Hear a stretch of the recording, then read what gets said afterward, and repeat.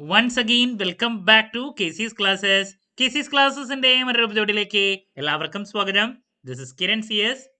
Kerala PSC accountant junior accountant category number 363, 364, 2025 ഈ ഒരു പോസ്റ്റിന്റെ സ്മാർട്ട് സ്റ്റഡി വീഡിയോസ് ആണ് നമ്മളിപ്പോൾ ചെയ്തുകൊണ്ടിരിക്കുന്നത്. Already 100 days study plan video നമ്മൾ അപ്ലോഡ് ചെയ്ത് കഴിഞ്ഞിട്ടുള്ളതാണ്. അതിനുശേഷം മൊഡ്യൂൾ വൈസ് അനാലിസിസ് ഡീറ്റെയിൽഡ് ആയിട്ട് നമ്മൾ 10 മൊഡ്യൂളിൻ്റെയും ചെയ്തു കഴിഞ്ഞു. ദെൻ നമ്മളിപ്പോൾ previous year question paper discussion ആണ് ചെയ്തുകൊണ്ടിരിക്കുന്നത്.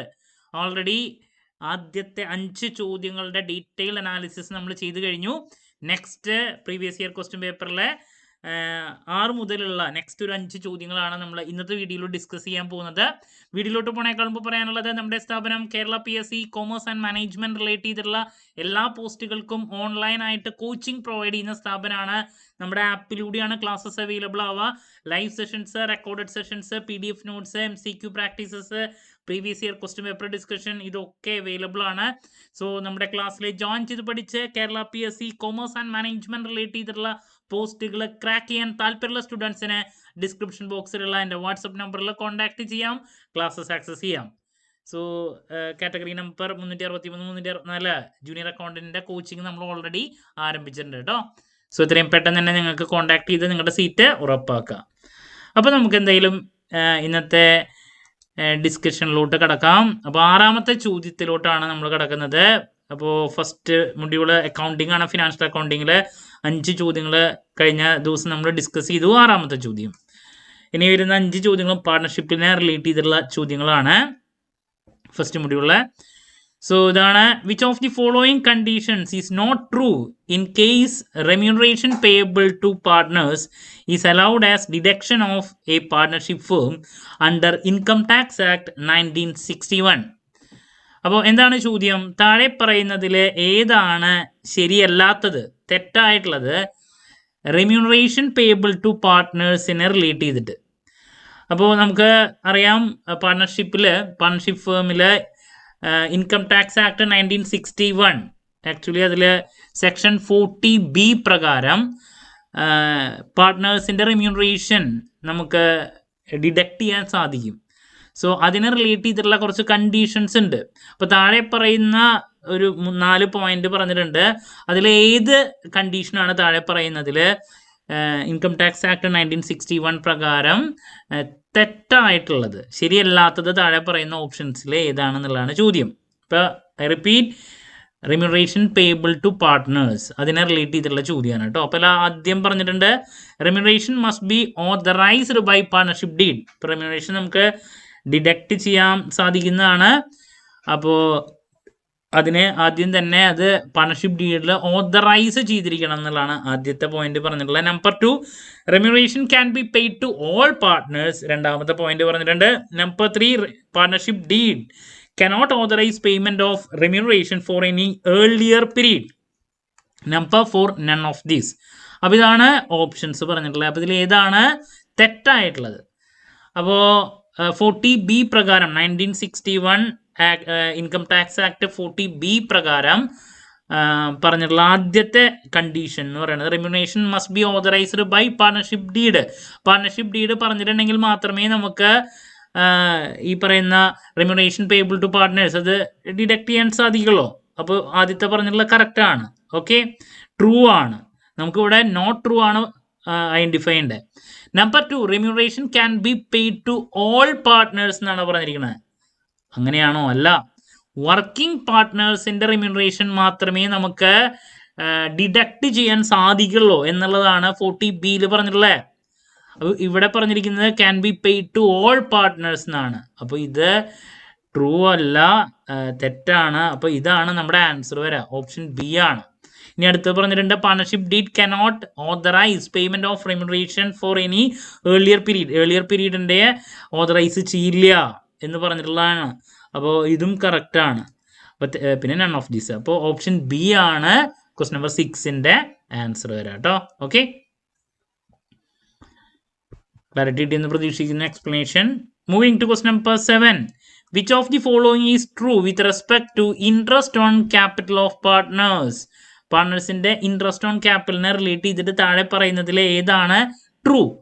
Number 1, it is credited to partner's capital account. Number 2, it is credited to partner's current account. Number 3, either A or B. Number 4, it is calculated on average capital of partners. നമുക്ക് ഓരോന്ന് നോക്കാം. ഇപ്പോൾ interest on capital പാർട്ട്നേഴ്സിന് അല്ലേ അവരുടെ ക്യാപിറ്റലിൽ വരുന്ന അല്ലേ കൊടുക്കുന്നതാണ് ഈ പറയുന്ന ഇൻട്രസ്റ്റ് ഓൺ ക്യാപിറ്റൽ എന്ന് പറയുന്നത്. അപ്പോൾ അതിൽ ആദ്യം പറഞ്ഞിട്ട് it is credited to partners capital account. Partners capital അക്കൗണ്ടിൽ ക്രെഡിറ്റ് ചെയ്യും ഇല്ലേ? ക്രെഡിറ്റ് ചെയ്യും. എപ്പോഴാണ് പാർട്ട്നേഴ്സ് ക്യാപിറ്റൽ അക്കൗണ്ടിൽ ക്രെഡിറ്റ് ചെയ്യുക?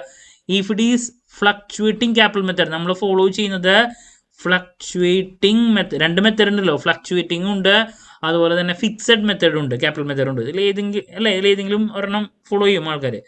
അപ്പോൾ ഫ്ലക്ച്വേറ്റിംഗ് ആണ് നമ്മൾ ഫോളോ ചെയ്യണമെങ്കിൽ അവിടെ ഒറ്റ ക്യാപിറ്റൽ അക്കൗണ്ടേ വരയ്ക്കുള്ളൂ, ക്യാപിറ്റൽ അക്കൗണ്ട് മാത്രം. ഇനി നമ്മൾ ഫിക്സഡ് ക്യാപിറ്റൽ മെത്തേഡാണ് ഫോളോ ചെയ്യണമെങ്കിൽ അവിടെ ക്യാപിറ്റൽ അക്കൗണ്ടും ഉണ്ടായിരിക്കും, കറണ്ട് അക്കൗണ്ടും ഉണ്ടായിരിക്കും. അപ്പോൾ interest on capital fixed capital മെത്തേഡാണ് ഫോളോ ചെയ്യണമെങ്കിൽ നമ്മൾ ഇൻട്രസ്റ്റ് ഓൺ ക്യാപിറ്റൽ എഴുതുക കറണ്ട് അക്കൗണ്ടിലായിരിക്കും അല്ലേ? It is credited to partners current അക്കൗണ്ടാണ്. ഓക്കെ, ദെൻ മൂന്നാമത് പറഞ്ഞാൽ ഐദർ എ ഓർ ബി. അപ്പോൾ ഏത് മെത്തേഡ് ആണെങ്കിലും അതനുസരിച്ചിട്ടാണ് ഇൻട്രസ്റ്റ് ഓൺ ക്യാപിറ്റൽ ചെയ്യുക. അപ്പോൾ ശരിക്കും പറഞ്ഞാൽ ആൻസർ വരിക ഓപ്ഷൻ സി ആണ്. ഫ്ലക്ച്വേറ്റിംഗ് ആണെങ്കിൽ ക്യാപിറ്റൽ അക്കൗണ്ടിലും ഫിക്സഡ് ക്യാപിറ്റൽ മെത്തേഡ് ആണെങ്കിൽ കറണ്ട് അക്കൗണ്ടിലായിരിക്കും നമ്മൾ ഇൻട്രസ്റ്റ് ഓൺ ക്യാപിറ്റലിനെ ട്രീറ്റ് ചെയ്യുക. അതാണ് ശരി. ഇനി ലാസ്റ്റ് പറഞ്ഞാൽ it is calculated on average capital of partners എന്ന്. ആവറേജ് ക്യാപിറ്റലുമല്ല ഓപ്പണിംഗ് ക്യാപിറ്റലുമല്ല നമ്മൾ usually interest on capital calculate ചെയ്യാറ്. അത് ആക്ച്വലി ശരിയല്ല. അപ്പോൾ ഓപ്ഷൻ സി ആണ് കറക്റ്റ്. ക്ലിയർ ആണെന്ന് പ്രതീക്ഷിക്കുന്നു. Question number 8. At the time of retirement, continuing partners acquire the share of outgoing partners in dash ratio. Easy question.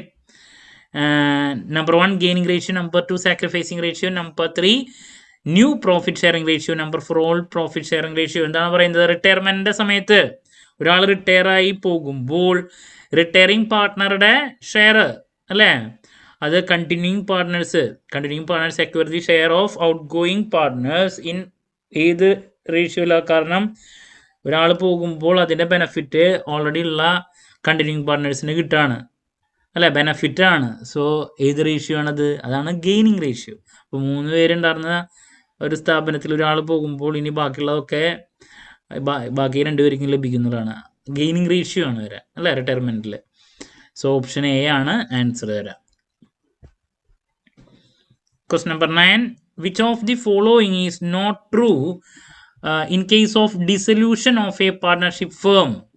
താഴെ പറയുന്നതിൽ ഏതാണ് ശരിയല്ലാത്തത് ഡിസൊല്യൂഷൻ ഓഫ് എ പാർട്ണർഷിപ്പ് ഫേമിനെ റിലേറ്റ് ചെയ്തിട്ട്? ഡിസൊല്യൂഷൻ എന്ന് പറയുമ്പോൾ എന്താണ്? സ്ഥാപനം ഇല്ലാണ്ടായി, ഡിസോൾവ് ആയി. Number 1, business comes to an end. Number 2, revaluation account is created. Number 3, books of accounts are closed. Number 4, the entire firm including the relation among all partners ceases to exist. അപ്പോൾ എന്താണ് പറയുന്നത്? ഒരു സ്ഥാപനം ഇല്ലാണ്ടാവണം, അതിനെയാണ് dissolution എന്ന് പറയാം. Admission, retirement അല്ലേ, അതുപോലെ തന്നെ ഡിസൊല്യൂഷൻ, ഇതൊക്കെയാണ്. പിന്നെ പ്രോഫിറ്റ് ഷെയറിംഗ് റേഷ്യോയിലുള്ള ചേഞ്ചസ്, ഇതൊക്കെ നമുക്ക് കാണാം. അപ്പോൾ ഇതിൽ താഴെ പറയുന്നതിൽ എന്താണ് ഡിസൊല്യൂഷനെ റിലേറ്റ് ചെയ്തിട്ട് ശരിയല്ലാത്തത് ഏതാണെന്നുള്ളതാണ്. ഇപ്പോൾ ഡിസൊല്യൂഷൻ എന്ന് പറയുമ്പോൾ എന്താ? Business comes to an end. കറക്റ്റാണ്. ദെൻ രണ്ടാമത് റിവാലുവേഷൻ അക്കൗണ്ട് ഈസ് ക്രിയേറ്റഡ്. ഡിസൊല്യൂഷനിൽ റിവാലുവേഷൻ അക്കൗണ്ട് ക്രിയേറ്റ് ചെയ്യൂ? ഇല്ല. അഡ്മിഷൻ്റെ സമയത്തും അതുപോലെ തന്നെ റിട്ടയർമെൻറ്റിലൊക്കെയാണ് റിവാലുവേഷൻ അക്കൗണ്ട് നമുക്ക് ക്രിയേറ്റ് ചെയ്യേണ്ടവരാ. ഡിസൊല്യൂഷൻ്റെ സമയത്ത് നമുക്ക് റിയലൈസേഷൻ അക്കൗണ്ടാണ് ക്രിയേറ്റ് ചെയ്യേണ്ടതായിട്ട്, ഒരു അസറ്റ്സും ഒക്കെ വിറ്റ് കാര്യങ്ങളൊക്കെ ചെയ്യാൻ വേണ്ടിയിട്ട്. റിവാലുവേഷൻ അല്ല ഡിസൊല്യൂഷനിൽ, റിയലൈസേഷൻ അക്കൗണ്ടാണ് അല്ലേ, റിയലൈസേഷനാണ് വരിക. അപ്പോൾ ഇത് ആക്ച്വലി തെറ്റാണ്. ഇതാണ് ആൻസർ വരാം, ബി, ബുക്സ് ഓഫ് അക്കൗണ്ട്. പിന്നെ പറയേണ്ടത് books of accounts are closed, കറക്റ്റാണ്. എൻഡിയർ ഫേം റിലേഷൻ ഒക്കെ സീസ് ചെയ്യുന്നു, എൻഡായി അല്ലേ, ceases to exist. Entire firm including the relation among all partners ceases to exist. അപ്പോൾ ഇത് 3ഉം ശരിയാണ്. തെറ്റായിട്ട് വരുന്നത് ഓപ്ഷൻ സി ആണ്. അല്ല, ഓപ്ഷൻ സി അല്ല, ഓപ്ഷൻ ബി ആണ്. Revaluation account is created. Okay, realisation ആണ് ഡിസൊല്യൂഷനിൽ വരാം. So that's about question number 9.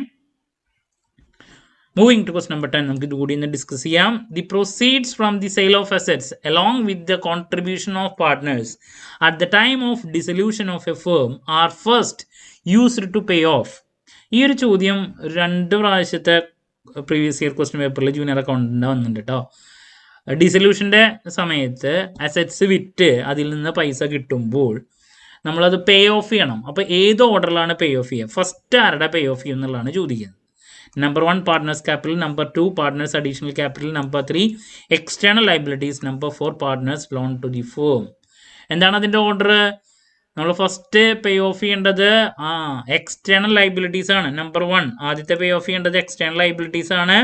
പിന്നെ പാർട്ട്നേഴ്സിൻ്റെ ലോൺ ഉണ്ടെങ്കിൽ അത്, പിന്നെ ഈ പറയുന്ന ക്യാപിറ്റലിലോട്ട് പോവാം. പാർട്ട്നേഴ്സ് ക്യാപിറ്റലിൽ ഈ അഡീഷണൽ ക്യാപിറ്റലും ഇൻക്ലൂഡഡ് ആണ്. ഇതാണ് ഓർഡർ വരാം. പിന്നെ എന്തെങ്കിലും സർപ്ലസ് എന്തെങ്കിലും ഉണ്ടെങ്കിൽ എല്ലാവരും പ്രോഫിറ്റ് ഷെയറിംഗ് റേഷ്യോയിൽ ഡിവൈഡ് ചെയ്ത് എടുക്കുകയാണ് ചെയ്യുക. അപ്പോൾ ഫസ്റ്റ് ഇവിടെ option capital, partners capital, liability, loan പറയേണ്ടത്. അപ്പോൾ ആദ്യം ആരുടെയാണ് പേ ഓഫ് ചെയ്ത് അവസാനിപ്പിക്കേണ്ടത്? എക്സ്റ്റേണൽ ലൈബിലിറ്റീസ് ആണ് പേ ഓഫ് ചെയ്യേണ്ടത്. ഡിസൊല്യൂഷൻ്റെ സമയത്ത് സ്ഥാപനത്തിൻ്റെ അസറ്റ് വിറ്റ് കിട്ടുന്ന പൈസ ആദ്യം എക്സ്റ്റേണൽ ലൈബിലിറ്റീസ് ആണ് പേ ഓഫ് ചെയ്യേണ്ടത്. ഓപ്ഷൻ സി ആണ് ആൻസർ വരിക. അതിനുശേഷം ലോൺ വരും, പിന്നെ ക്യാപിറ്റൽ. പാർട്ട്നേഴ്സ് അഡീഷണൽ ക്യാപിറ്റൽ എന്ന് പറയുന്നത് ക്യാപിറ്റലിൻ്റെ ഭാഗമാണ്. ലാസ്റ്റ് എന്തെങ്കിലും പൈസ ഉണ്ടെങ്കിൽ, സർപ്ലസ് ഉണ്ടെങ്കിൽ എല്ലാവരും വീതം വയ്ക്കും. ഡെഫിസിറ്റ് ആണെങ്കിൽ അതനുസരിച്ചുള്ള നഷ്ടങ്ങളാണെങ്കിൽ അതും ഇവരുടെ തലയിൽ വരും. So that's about question number 10. അപ്പോൾ നമ്മൾ ഇന്ന് ബാലൻസ് ഉള്ള ഒരു 5 ചോദ്യങ്ങൾ ഡിസ്കസ് ചെയ്തു. ഡീറ്റെയിൽഡായിട്ട് തന്നെ അനലൈസ് ചെയ്തിട്ടുണ്ട്. അപ്പോൾ അക്കൗണ്ടിങ്ങിനെ റിലേറ്റ് ചെയ്തിട്ടുള്ള 10 ചോദ്യങ്ങൾ ഇപ്പോൾ കഴിഞ്ഞു. ഇനിയിപ്പോൾ നമുക്ക് നെക്സ്റ്റ് ക്ലാസ്സിൽ FM-നെ റിലേറ്റ് ചെയ്തിട്ടുള്ള ചോദ്യങ്ങളിലോട്ടാണ് കിടക്കേണ്ടത്. ക്ലാരിറ്റി കിട്ടിയെന്ന് പ്രതീക്ഷിക്കുന്നു. എന്ത് സംശയങ്ങളുണ്ടെങ്കിലും കമൻറ്റ് ചെയ്യുക. അതിനുള്ള മറുപടി ഞാൻ വീഡിയോസിലൂടെ നൽകുന്നതായിരിക്കും. അപ്പോൾ പ്രീവിയസ് ഇയർ ക്വസ്റ്റ്യൻ പേപ്പർ ഡിസ്കഷനിലൂടെ നിങ്ങൾക്ക് ഏത് തരത്തിലുള്ള ചോദ്യങ്ങൾ വരാം എന്നുള്ളത് മനസ്സിലാക്കാൻ സാധിക്കും കേട്ടോ. മറ്റൊരു വീഡിയോയുമായി വീണ്ടും കാണാമെന്നുള്ള പ്രതീക്ഷയോടെ നിർത്തുന്നു. This is Kiran CS signing off. Have a nice day. Thank U.